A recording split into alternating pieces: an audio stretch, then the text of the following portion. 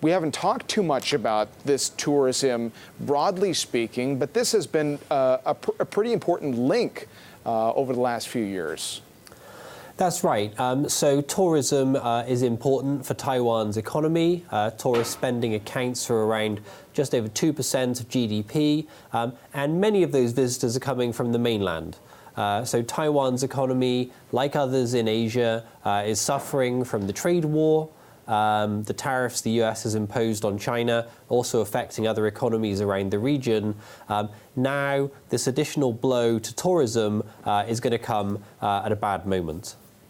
And of course, Tom, the reason that this Taiwan issue is important is that we continue to see this hardline stance coming from China's foreign ministry. They have at one point even threatened unspecified sanctions against U.S. firms that are planning to sell arms to Taiwan. How big of an issue could Taiwan get in U.S.-China trade talks?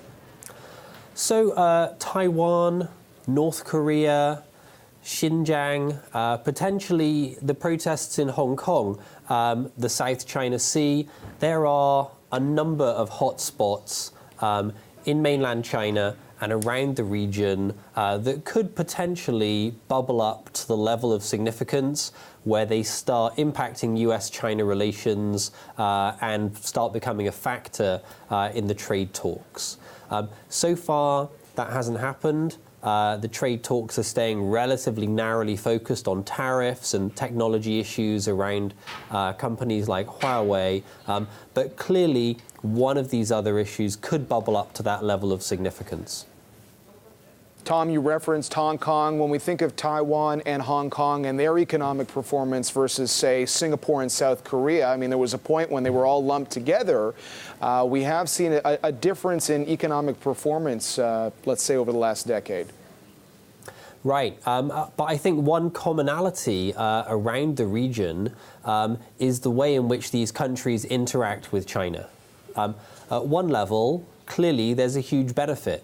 Here's this enormous, fast-growing economy, a source of demand, a source of tourist revenue, a source of inbound investment, a source of excitement about the region.